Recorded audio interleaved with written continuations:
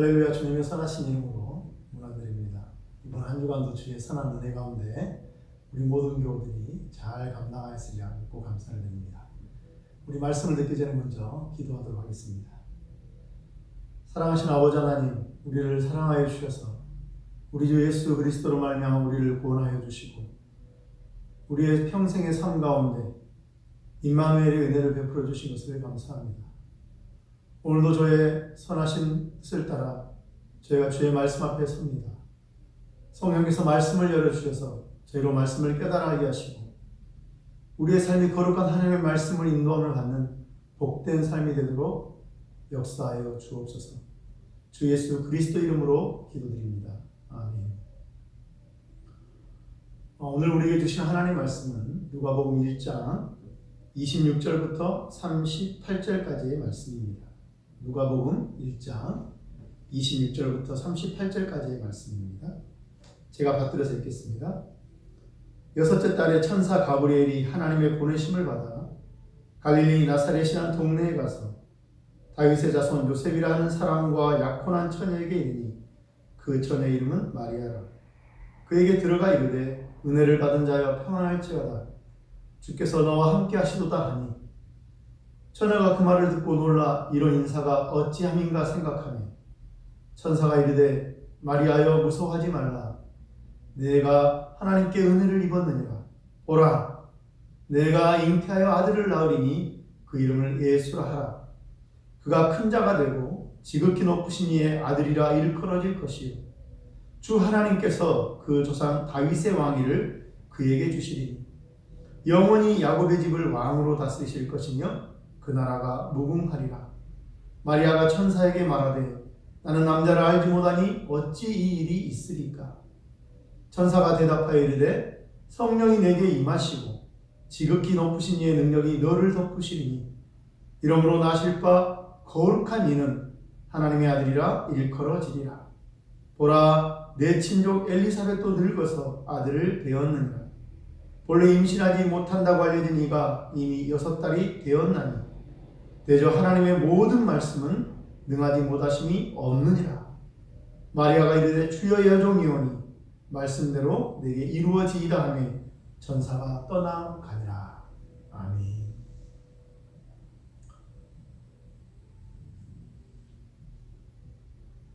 오늘 이렇게 설교를 할 때 우리 교우들과 함께 예배를 드렸던 것이 새록새록 떠오릅니다.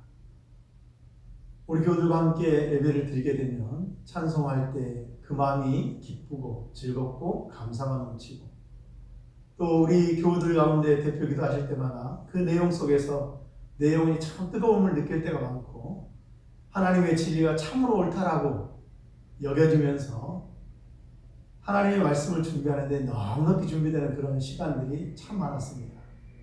또 설교를 하다 보면 우리 교우들의 눈을 마주치면서 생각하지 못했던 사실들을 또 깨닫게 되고 또 그 진리를 함께 나누는 기쁨이 설교의 기쁨이 되기도 했습니다. 그런데 비대면 예배를 드리자니 텅 빈 예배당에서 이 낯선 스마트폰을 바라보면서 설교를 하니까 왠지 딱딱하고 경직되어지고 그리고 뭔가 이게 뜨거운 마음이 일어나지 않는 그런 생각이 듭니다. 하나님의 선한 은혜 가운데 이 코로나19 사태가 빨리 해결되어져서 우리 모든 교우들과 함께 찬송하고 기도하고 하나님의 말씀을 대하는 복된 시간이 왔으면 좋겠습니다. 저희 딸이 성탄절을 참 좋아하고 기다리고 있습니다.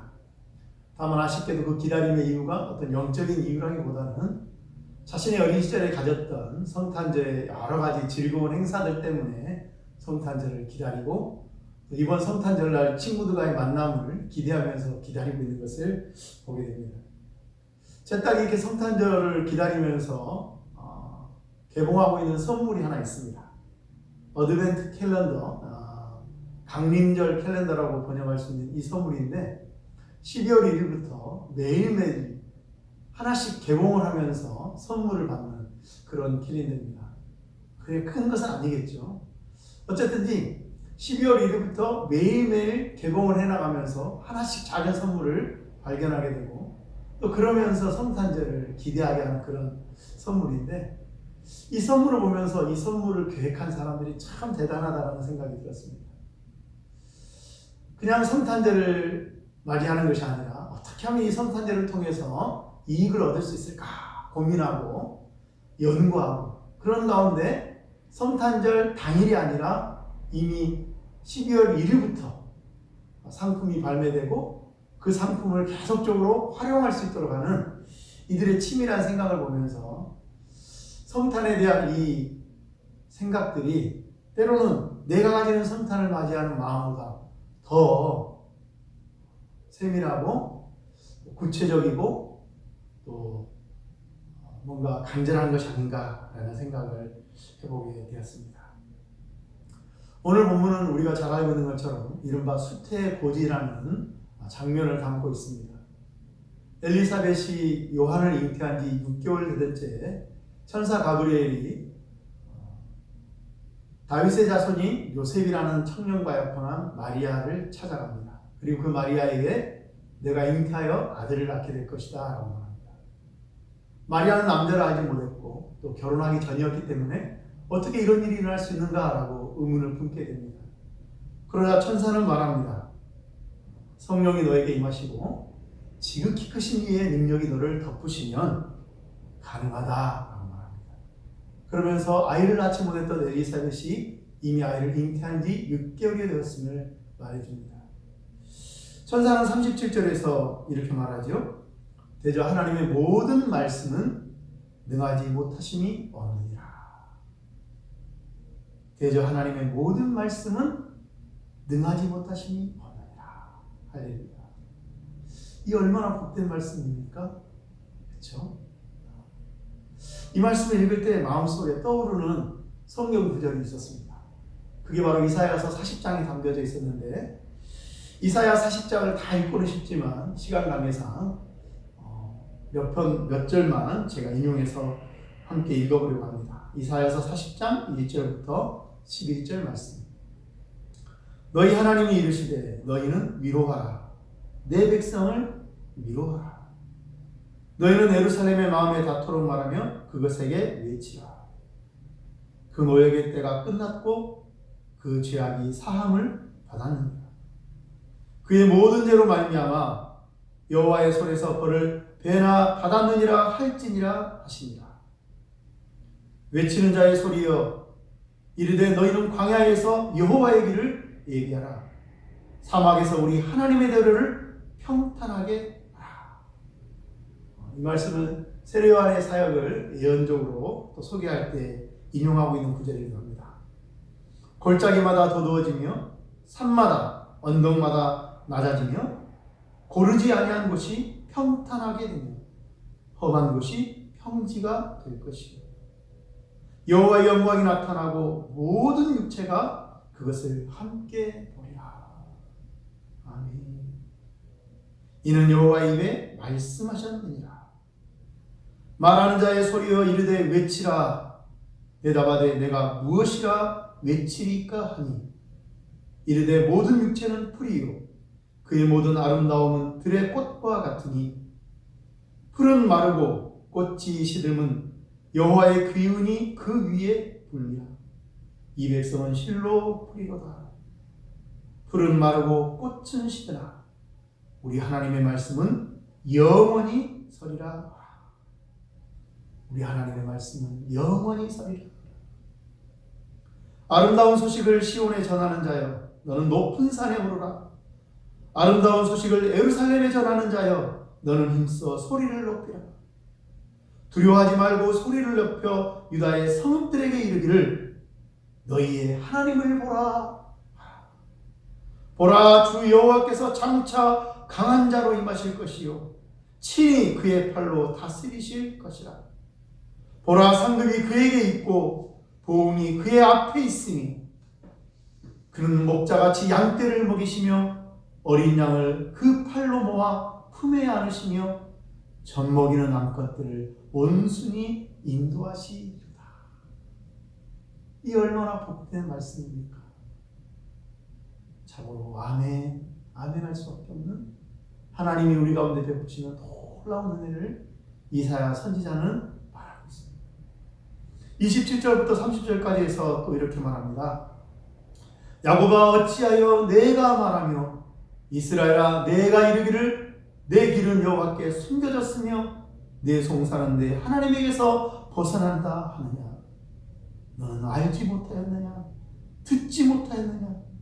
영원하신 하나님 여호와 땅끝까지 창조하신 이는 피곤하지 않으시며 곤비하지 않으시며 명철이 한이 없으시며 피곤한 자에게는 능력을 주시며 무능한 자에게는 힘을 더하시나니 소년이라도 피곤하며 곤비하며 장정이라도 넘어지며 쓰러지되 오직 여호와를 앙망하는 자는 새 힘을 얻으리니 독수리가 날개치며 올라감 같을 것이요 다른 박질하여도 곤비하지 아니하겠고 걸어라도 피곤하지 아니하리로다.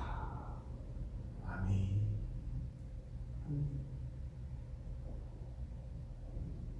어쩌면 이 말씀은 오늘 우리를 살아가는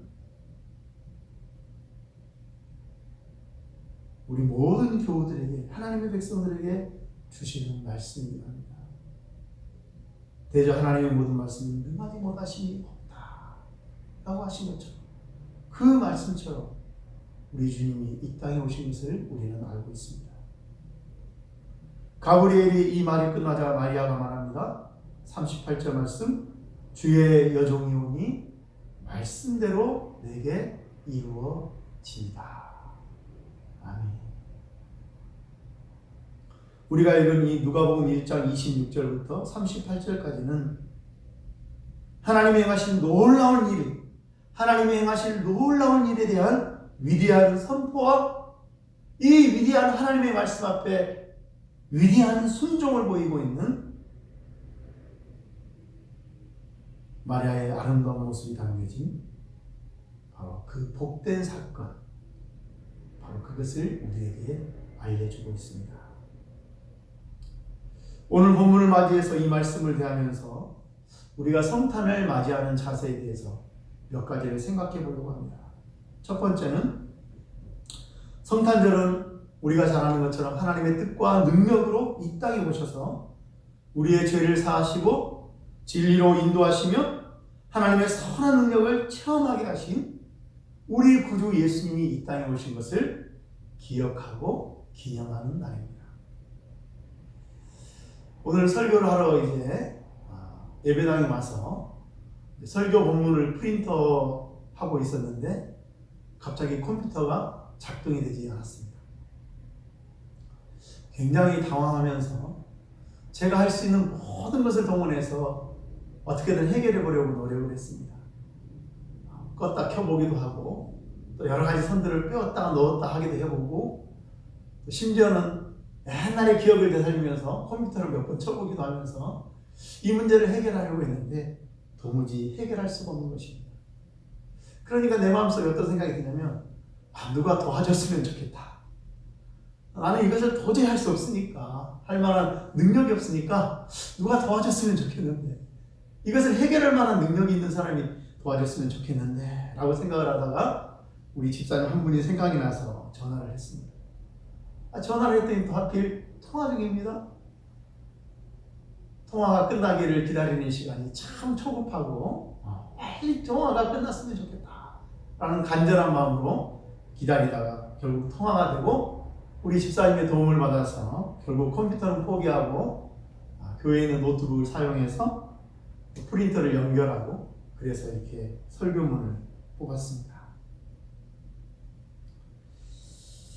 구약의 선지자를 통해서 하나님의 백성들에게 이었던 우리 구주 예수님의 이 땅에 오시는 그 놀라운 일, 죄로 인하여 수고하는 우리들의 삶에 치유와 회복과 풍성한 삶을 가져다 주실 것이라는 우리 주 예수 그리스도의 이 강림, 이것은 아마도 자신들이 겪고 있는 상황에서 그 문제를 도저히 해결할 수 없는 자신들의 무능력을 보면서 유대인들에게는 간절히 기다릴 수밖에 없는 복음이었을 것입니다.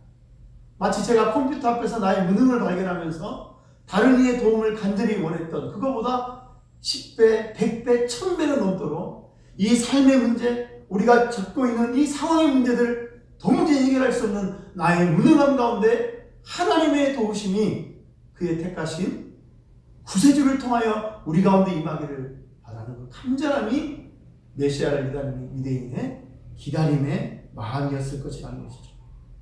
그리고 마침내 그렇게 기다리고 기다렸던 우리 구주께서 이 땅에 오신 날, 그것이 바로 성탄의 날인 것입니다.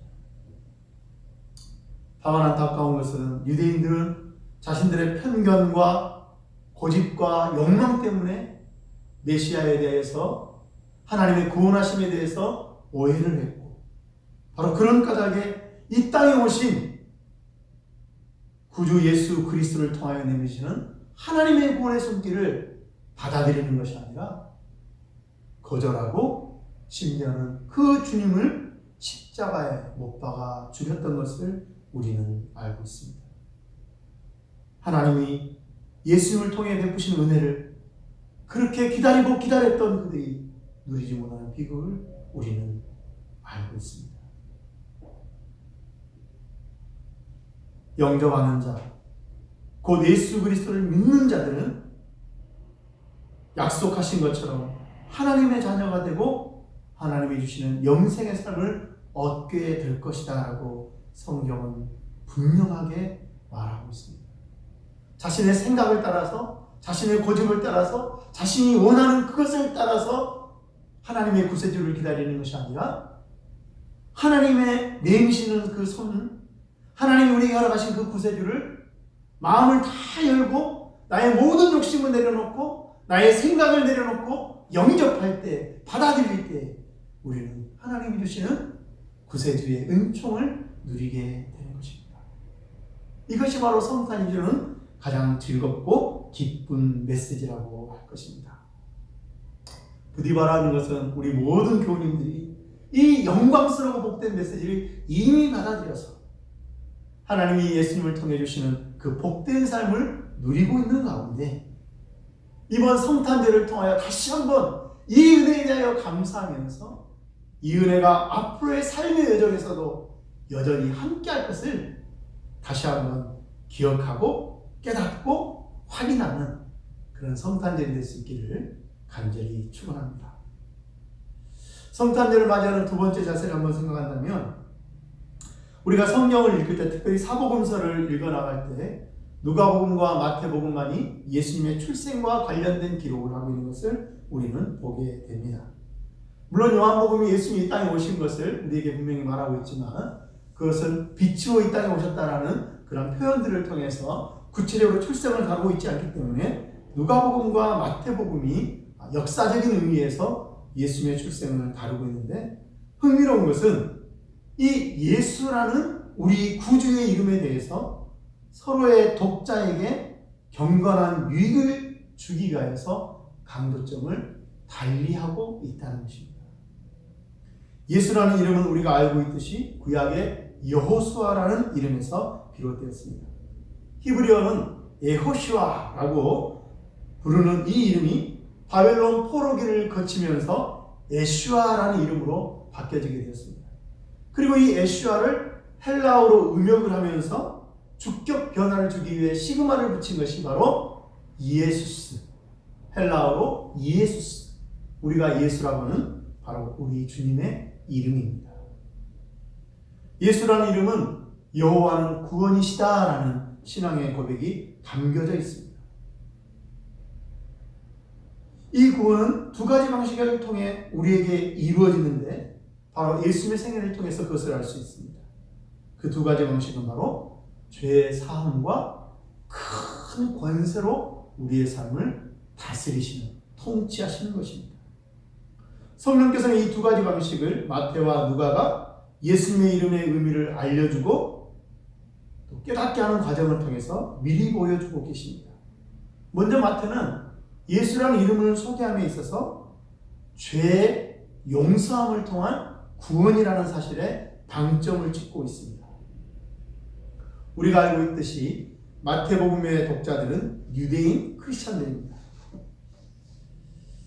또 마태복음이 소개하고 있는 것은 예수님은 왕이시다라는 것입니다. 그럼에도 성령님께서는 유대인들이 가지고 있었던 메시아에 대한 오해, 세속적인 권력과 통치를 통해서 하나님의 왕권을 행사하실 것이라는 생각을 교정할 수 있도록 천사 가브리엘을 통해서 예수님의 왕되심이 단순히 외적인 통치만 머무는 것이 아니라 사람의 근본적인 문제인 죄의 문제를 해결하심으로써 그 왕되심을 드러낸다는 것을 먼저 밝히고 계십니다. 바로 이러한 사실이 마태복음 1장 21절에 기록되어 있습니다. 아들을 낳으리니 이름을 예수하라. 이는 그가 자기 백성을 그들의 죄에서 구원할 자이심이라 하니라. 그들을 둘러싸고 있는 외세로부터가 아니라, 그들을 둘러싸고 있는 온갖 세속적인 환경으로부터가 아니라 그들의 죄로부터 구원하실 것이다 라고 말하고 있습니다.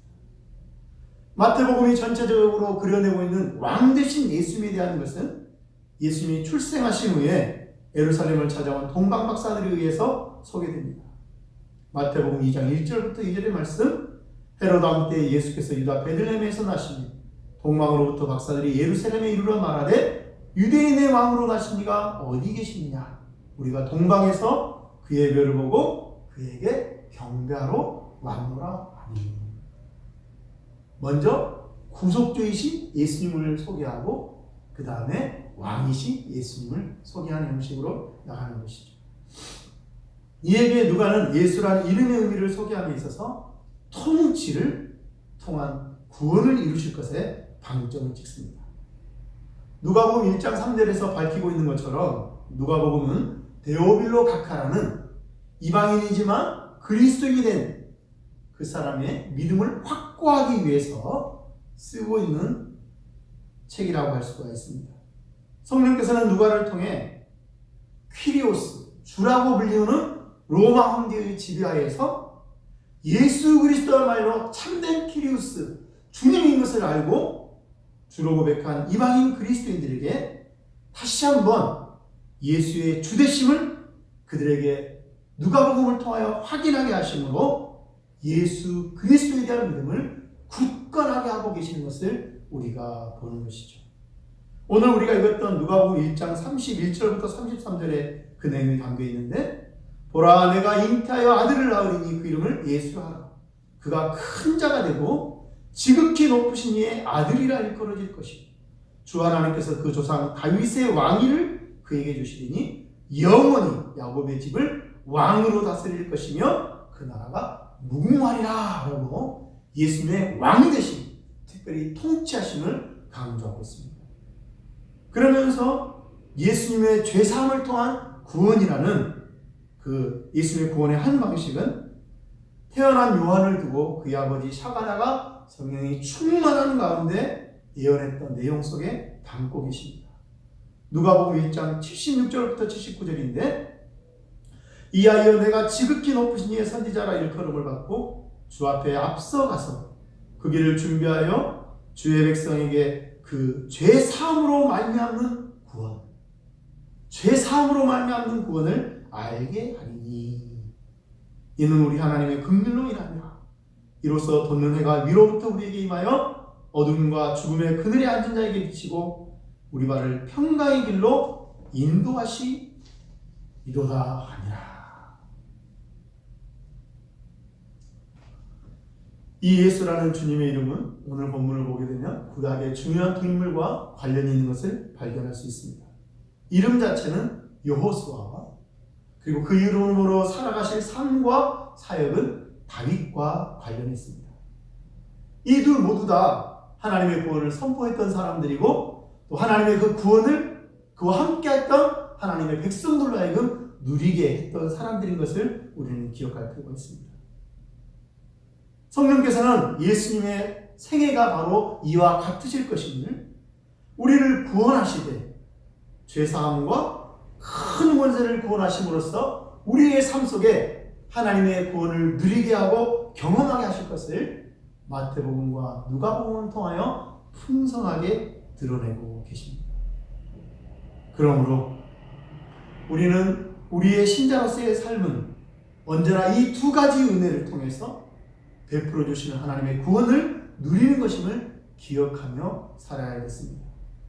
적어도 다음 성탄절까지, 아니 혹은 남은 우리 평생의 삶이 우리의 의로움이나 우리의 열심이나 노력이 아니라 우리의 죄를 속하신 우리 주 예수 그리스도를 의지하는 삶, 우리의 험난하고 걱정 많은 내가 도무지 감당할 수 없을 것 같은 삶의 무거운 짐들에 대하여서 예수님이 주시는 그 큰 권능과 능력으로 그것을 감당할 수 있다는 사실을 알고 예수를 의지하는 삶, 그렇게 살아가고 또 그것을 소망하고 결단하면서 이 성탄절을 맞이할 필요가 우리 가운데 있다는 것이죠.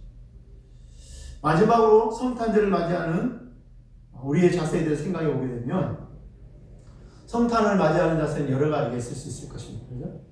이 땅에 오신 독생하신 아들을 보내신 하나님의 사랑을 또 생각하는 시간으로 보낼 수도 있고, 또 이 땅에 오신 우리 구주 예수 그리스도의 그 생애와 사역을 통해서 우리에게 베풀어진 구원의 진리에 대해서 생각해 볼 수도 있고, 또 이 복된 소식을 전하게 하시고 우리의 삶 가운데 적용하셔서 누리게 하시는 성령님의 인도하심을 생각해 볼 수도 있습니다.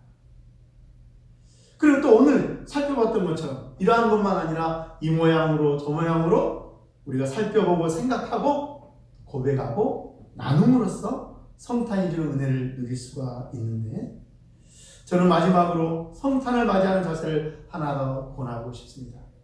그것은 오늘 본문이 가르치는 성탄은 우리가 돌아갈 수 없는 과거의 사건이지만 우리들이 직접 맞이할 수 있는 또 한 번의 주 예수의 강림이 있다는 사실을 생각하자라는 것입니다.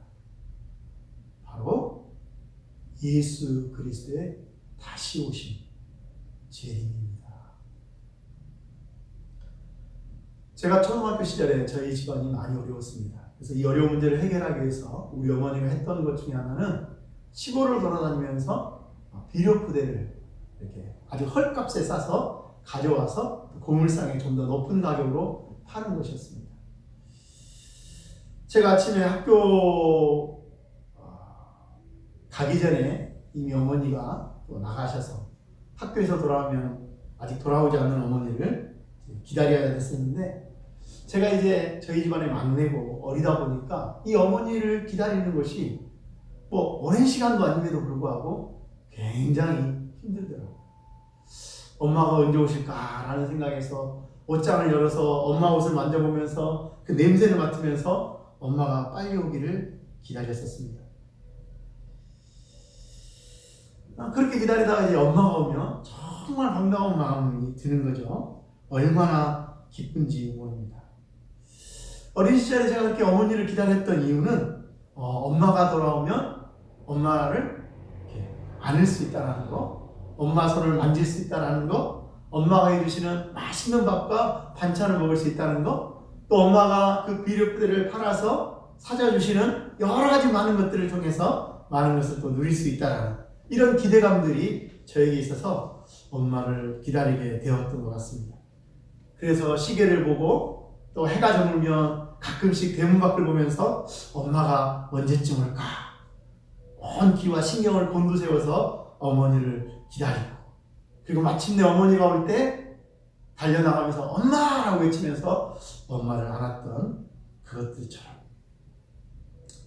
우리 가운데 예수님이 이 땅에 오신 것이 사실인 것처럼 약속하신 예수님이 다시 오실 것을 우리가 알고 믿기에, 그리고 그 예수님이 우리 가운데 오실 때에 하나님께서 친히 우리와 함께 계셔서 우리의 모든 눈물을 닦아주시고 다시는 사망이 없고 애통하는 것이나 곡하는 것이나 아픈 것이 다시 있지 않게 될 그날을 우리 가운데 허락하실 것을 기대하면서 말씀을 살펴보며 시대를 분별하며 그리하여 주님이 언제 오시는지 성령님을 통해 지금 베풀어진 은혜를 의지하면서 기다리고 기다리는가, 그렇게 예수님의 다시 오시는 강림, 재림을 맞이하는 우리의 자세, 바로 그것이 2020년 성탄을 되새기는 우리가 가질 수 있는 복된 자세 중에 하나라는 것입니다. 갈라디아서 4장 4절로 5절의 말씀을 보게 되면 성령께서는 사도 바울을 통하여 이렇게 말씀하십니다. 때가 참에 하나님이 그 아들을 보내사 여자에게서 나게 하시고 율법 아래에 나게 하신 것은 율법 아래에 있는 자들을 속량하시고 우리로 아들의 명분을 얻게 하려 하십니다. 때가 참에 하나님이 그 아들을 보내신 것처럼 때가 참에 우리 예수님께서 이 땅에 최후의 심판을 위하여 우리에게 주신 영생의 완성을 위하여 마침내 오시고야 말 것을 우리는 알고 있습니다. 우리가 마가복음 13장을 통해서 살펴볼 것처럼 세상은 더욱더 어두워져 가고 있고 곳곳마다 신음소리가 울려 퍼지고 있습니다. 난리와 난리의 소문이 있습니다. 민족이 민족을, 나라가 나라를 대적하는 일들이 벌어지고 있습니다. 곳곳에 지진과 기근이 있으니 이미 예수님의 말씀처럼 재난은 시작되었다라고 보아야 할 것입니다. 거짓 그리스도와 적 그리스도가 교회와 세상 가운데 이미 행하고 있습니다. 성경이 가르치는 진리는 세상에서 외면당하고 심지어는 공격당하고 있는지 오래되었습니다. 2020년 세계 교회 지도자 미전도종족 개척 선교대회가 지난 10월 14일부터 16일까지 있었습니다. 이 대회에서 세계 협력 선교회 공동대표인 김국원 목사님은 3,500개 종족 중 복음을 들어보지 못한 종족이 이제 140여 개 정도 남았다라고 말하고 있습니다. 복음이 만천하에 전파되어야 하리라라는 주의 말씀이 성취를 눈앞에 두고 있는 시점에 우리가 놓여져 있는 것입니다. 주님의 말씀처럼 우리는 주님이 다시 오실 때를 정확히 알 수 없습니다. 그러나 주님이 때가 되면 오신다는 것만은 분명히 알고 있습니다. 누가복음 2장 25절을 보게 되면 이 땅에 오신 예수님을 안고 찬양하는 하나님의 위대한 신자 시몬의 모습이 등장합니다. 예루살렘에 시몬이라는 사람이 있으니 이 사람은 의롭고 경건하여 이스라엘의 위로를 기다리는 자라. 성령이 그 위에 계시다. 부모에게 안겨 섬겨놓으신 아기 예수를 보고 기쁨과 즐거움 가운데 그 아기를 안고 찬송했던 시므온처럼 우리 또한 하나님의 위로를 기다리는, 우리 주 예수 그리스도의 재림을 통하여 임하실 하나님의 위로를 기다리되 막연히 기다리는 것이 아니라 시몬처럼 의롭고 경건한 삶을 살아가면서 하나님의 위로를 기다리는, 성령이 언제나 함께 하심으로 말미암아 성령의 사람 되어서 하나님의 위로를, 우리 주 예수 그리스도의 다시 오심을 기다리는 그런 복된 삶이 바로 우리들의 삶이 되어지기를 바랍니다.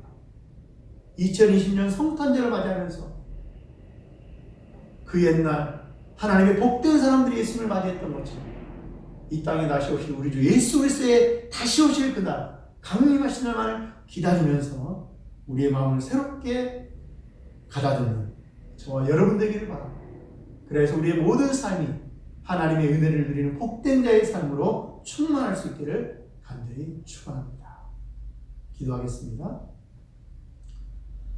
사랑하신 아버지 하나님, 여김없이 올해도 성탄절을 저희들이 맞이하게 하시고 다시 한번 주님이 이 땅에 오신 의미를 헤아려 볼 수 있게 하신 것을 감사합니다. 하나님께서 우리 주 예수 그리스도를 통하여 베푸시는 구원이라는 것이 단순히 먹고 사는 것에서의 구원만이 아니라 우리의 본질적인 문제, 바로 죄로부터의 구원이심을 우리가 다시 한번 알게 하여 주셔서 우리의 삶이 죄로 향하여 달려갈 때 낭망하고 좌절하고 낙심하는 것만 아니라 우리 주 예수 그리스도를 의지하여 우리가 죄의 사함을 받고 하나님 앞에 의롭다함을 얻게 하시고 그래야 하나님 앞에 다시 한번 세워질 수 있는 복된 은혜를 주신 것을 감사합니다. 살아가다 보면 감당할 수 없고 견딜 수 없는 수많은 일들을 만나면서 우리가 염려와 두려움과 낙심 가운데 빠지기도 하지만 그러나 우리 주 예수 그리스도의 다스리심을 통하여서 그 모든 것들을 능히 감당하게 하시고 능히 이겨내게 하실 그 은혜를 의지할 수 있게 하시고 또 그 은혜를 의지함으로 이때까지 나오게 하시고 앞으로도 나아가게 하실 것을 인하여서 감사합니다. 부디 바라고 소망하는 것은 이번 성탄절을 통하여 다시 한번 하나님께서 우리 주 예수 그리스도를 통하여 우리에게 베푸신 은혜를 헤아려 보게 하여 주시고 그 옛날 2000년 전에 이 땅에 오셨던 것처럼 다시 오실 예수님을 생각하며 기다리며 다시 한번 우리의 믿음을 살펴보고 그리하여서 주 앞에 충성된 증인의 삶을, 복된 신자의 삶을 살아가는 우리 모두 될 수 있도록 주여 은혜를 더하여 주시옵소서. 감사하신 예수 그리스도의 이름으로 기도합니다. 아멘. 이번 한 주간도 주의 선하신 은혜 가운데 승리하시기를 바라겠습니다. 아멘.